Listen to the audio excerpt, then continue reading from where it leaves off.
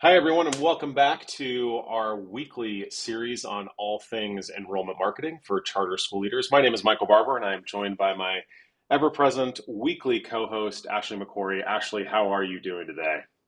Doing well. Thanks, Michael. How are you? Good to hear. I'm well, thank you. We're going to hop right in. We're right on time today. I'm going to give ourselves our 10-minute countdown timer and talk about all the things we're getting into.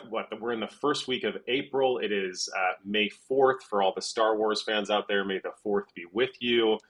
We're getting down to the last few weeks of the school year. Depending upon where you are in the country, you'll likely be wrapping up the year in the next couple of weeks, maybe into the first parts of June if you're in California or other states. So wanted to turn the topic today to what should school leaders be thinking about as they're heading into the summer, to make sure they're prepared for the fall. So we'll start there. Tips and tricks that school leaders can think about right now as they're heading into the last few weeks of the school year to get them prepared for fall.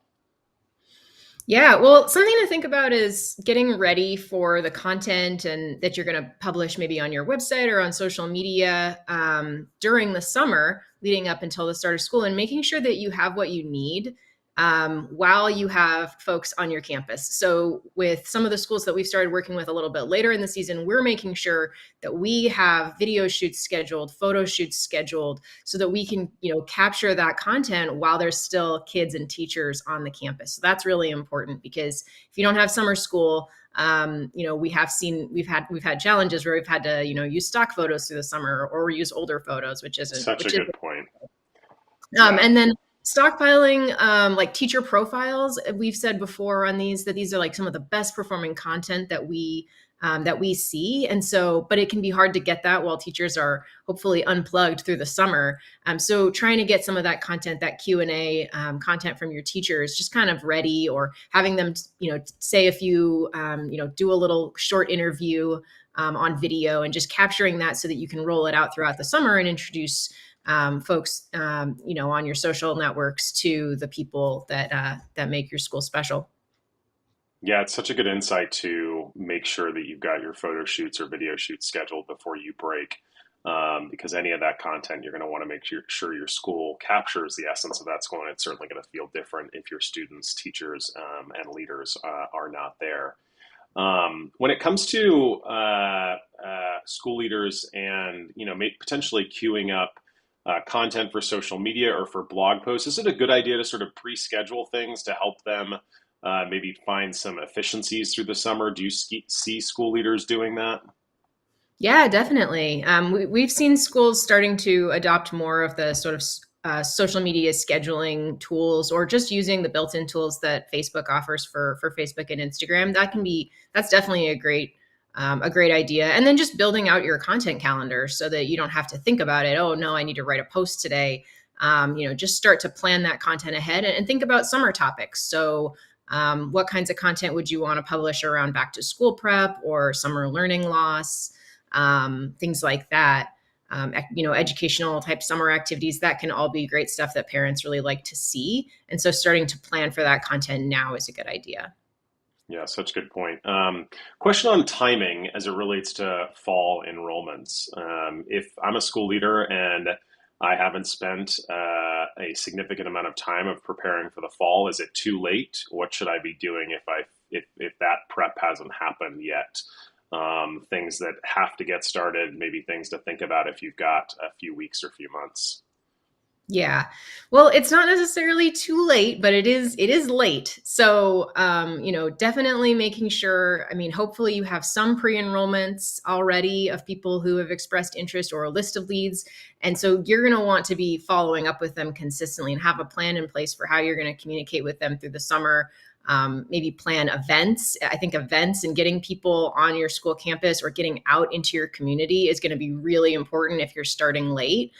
So, a kindergarten roundup, an ice cream social, a movie night, meet the principal and teacher nights, anything that's going to get newly enrolled families excited about their choice of your school, and hopefully, encourage them to bring their friends. I think that it's just going to be more important that you're on the ground working to generate that word of mouth. In addition to the digital activities, you're just really going to have to hustle a lot more at this point. Yeah, for the schools that we've worked with over the past few years, what are some trends that happen over the summer? Do you see schools website traffic dip? So what are the things that school leaders should expect to see from an enrollment trend perspective? If website traffic go down? Does sort of the social media shares go down?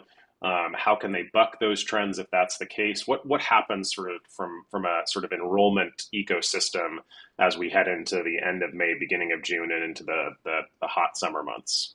Yeah, definitely. I always prep our team and our schools of your website traffic. Everything is going to take a massive dive around the 4th of July.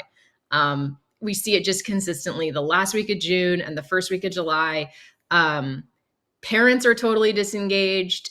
They're not thinking about school. And honestly, our teachers and our staff and our school administrators are also just tired and they're They're pretty disengaged. disconnecting too. So Yeah. just it's going to be quiet. And then it builds back up in July, and we see that interest, come back up. And then, it really spikes in August. So August tends to be the biggest, month in terms of website traffic.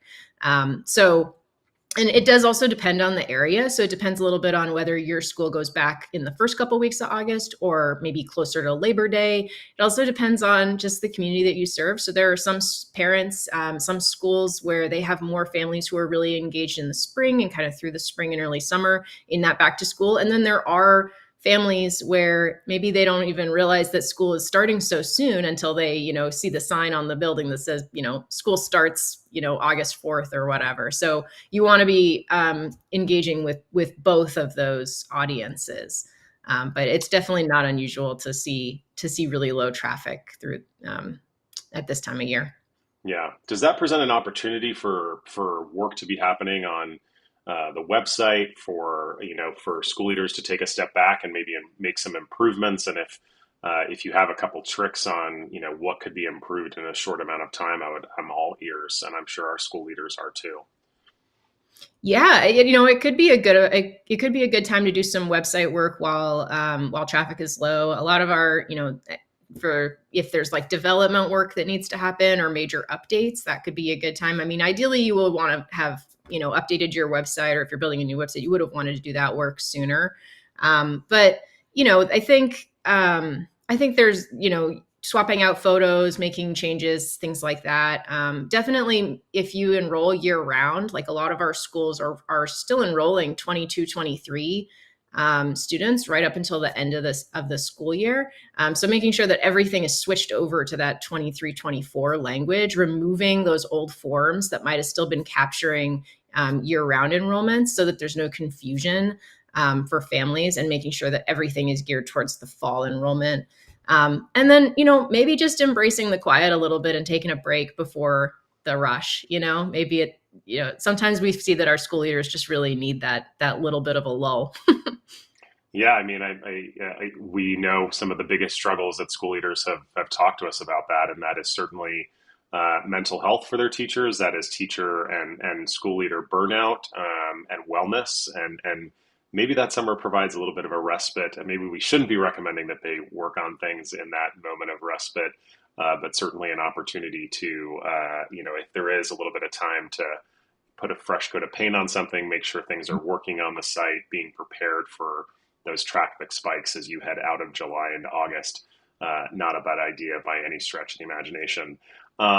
Let's turn to social media for a second. Is there a right or wrong content calendar for social over the summer? I would imagine that if your website traffic is going down, I would imagine maybe the school's engagement comments like shares likely go down during the summer. Is that the case? And if so, do school leaders stop posting? What do you advise school leaders over the summer to either continue to do or discontinue during that time? Yeah, I don't think we see quite the same dip on social media, because people are at home. They're on their phones still on social media. I think it gets harder for school leaders to find things to talk about on social because you don't have the events and activities going on. That sort of community building, here's what's happening on our campus content gets harder to come by. So it does become more about kind of maybe sharing content that you have built up a bank, or resharing content that's relevant. Again, more evergreen stuff. Again, dripping out those school teacher profiles, highlighting your alumni who just graduated. So that kind of thing. But it gets a little harder because you can't just say we went on a field trip. Here's some pictures. That kind of stuff isn't happening at the camp on campus. As Yeah, far as sir. like right or wrong. Oh, sorry. No, no, no. Continue, continue. Yeah. I don't think there's a right or wrong schedule. I think whatever you can, if your calendar shifts a little bit in the summer and maybe you're only posting twice a week, I think that's okay. Whatever you can do to be consistent, though. Yeah, for sure. And I think you sort of touched on a potential recommendation, which is make sure you've got that content either queued up or you've got enough to get you through the summer. Because you certainly don't want to be getting to certain times of the year and start to figure out, hey, we don't have anything to post as we get through those summer months as well. Yeah. Um, The yeah. worst thing would be to just go silent, right? Yes. Yeah. I mean, I Yeah. think we've seen, you and I both have seen recommendations from all of the major social networks that say don't, to the best of your ability, don't change your cadence. Because typically the social media networks will adjust their algorithms and your organic reach if your regular cadence isn't consistent. So if you're an everyday poster, continue that through the school year, continue that through the summer, I should say, and just keep that cadence up and make sure you've got that content prepared. So, well, hey, we are at now the 12-minute mark, so we're going to wrap things up.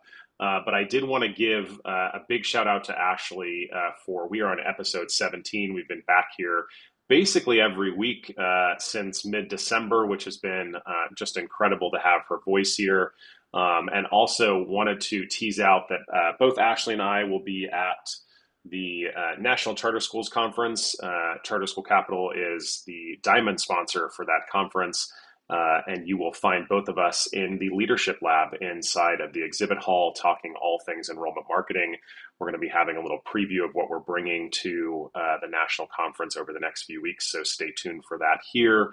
But did want to say a big thanks to Ashley for continuing to come back and answer all our questions and bring in her team members in here to talk all things enrollment marketing. So thanks for making it happen over the last few weeks, Ashley. We greatly appreciate it. Thanks, Michael. It's been fun. Always a pleasure. We'll wrap it up there. You've got tips for getting you through the summer. And look out for our next episode right here on youtube.com/Charter School Capital. We are here every usual Thursday, 10 a.m. Pacific, 1 p.m. Eastern, talking all things charter schools and helping school leaders get where they're going. So would love to see you here in the future. For now, take care.